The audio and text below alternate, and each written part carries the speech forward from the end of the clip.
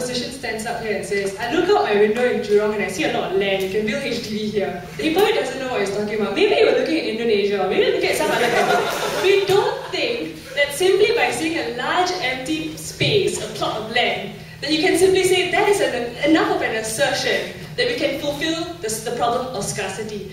That is not how planning works. We think when you talk about scarcity and when you talk about long-term interests, that is where we think the Singaporean government has nailed it. Because seriously, in a country where we struggle to give houses, HDBs aren't something that sprout out overnight. You don't just, like if the waiting line increases, you don't just wait for 3 weeks. We told you, a lot of couples end up waiting for 2 years. And when you extend this waiting period, what you're essentially telling couples who want to get married is, delay it for another year or 2. We don't think this is the message that the government essentially wants to send. We think that at the end of the day, their excuses are really small. For example, they tell us, well, you can just use reclaimed land. We think that a lot of this reclaimed land usually goes to private developers anyway, which is where a large majority of singles buy from, because they're essentially very expensive to build on. Then they told us, you know what, let's just go ahead and build more HDBs. We told them that this is not feasible because, first of all, it takes a lot of time, and second of all, there is a limit to how much you can build. We know the government is magical, but it's not that magical. They never came back to tell us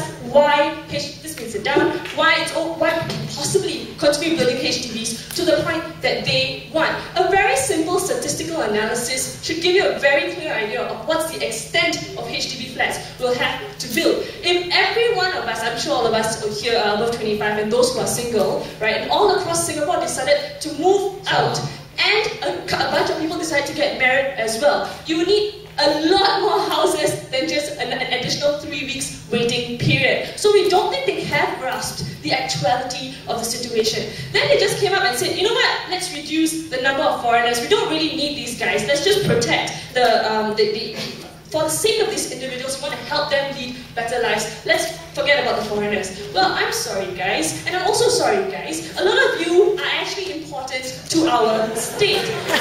You cannot subordinate the bigger state.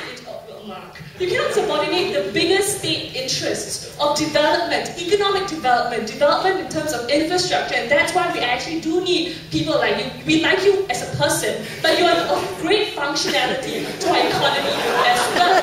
And we don't think that at the end of the day, it is wise for the state to sacrifice the bigger communitarian goals of sustenance of a community above and beyond, or subordinate that to the individuals, just for the sake of them leading this somewhat hazy idea of leading better lives. And this brings me to my second point of contention, because they tell us, you know what, we need to protect the rights of these individuals. Well, correct me if I'm wrong, and I'm quite a Singaporean person. I didn't know I had all of these rights. The right to stay away from my parents, the right to buy flats. The last I checked, and we emphasize this, all three of us emphasize this as lawyers in the making, that you don't have this entrenched right to property simply because the state recognized the need to balance out competing considerations. It's never a case of hyper-individualism in Singapore, because we recognize that at the end of the day, while the individual's rights are important, and we recognize that, there is a competing interest of sustaining a community of people that are competing for the very same space. They never came back to us on that. Then they came up to tell us, no thank you, sit down.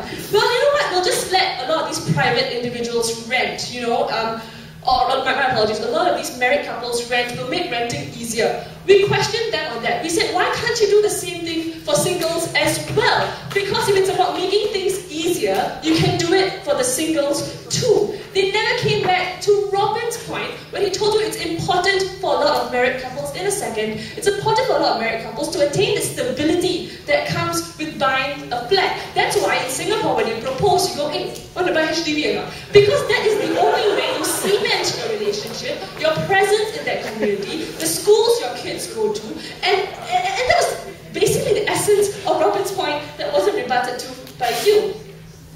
Yeah.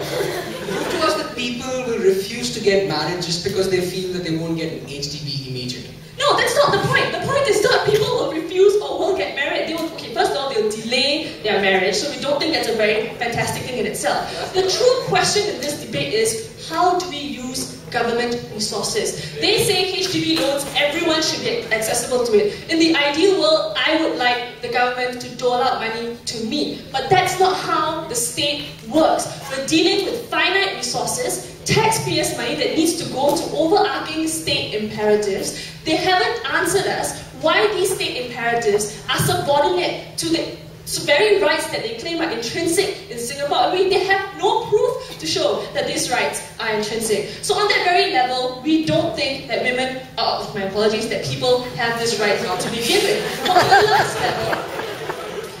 on the last level, we then ask them, if the point is to alleviate economic worries of a lot of these married couples, and that's our point, right? That's why we give you HDB loans. That's why we want to propagate certain widely held state beliefs. What is the best way forward? We say the best way forward to incentivize state goals in, again, the realist perspective, a day of limited, or forever, of limited land, of limited resources, limited money. Who do we give this money to? It was a very simple question. Who do we give the choice of housing to? We are not talking about private housing, which singles already have access to. We're not talking about rental, which singles already have access to. We're not talking about rental loans, which singles already have access to. We're talking about state-funded houses. We're talking about state loans. We're talking about money that belongs to the state and the state needs to use to propagate state imperatives and state goals. We think that side opposition has adequately grasped the realities of Singapore. No one likes to come up here and limit rights. No one likes to come here and take away options from people. But in the real world, where we have real constraints, that's why side opposition wins. Because we managed to balance state interests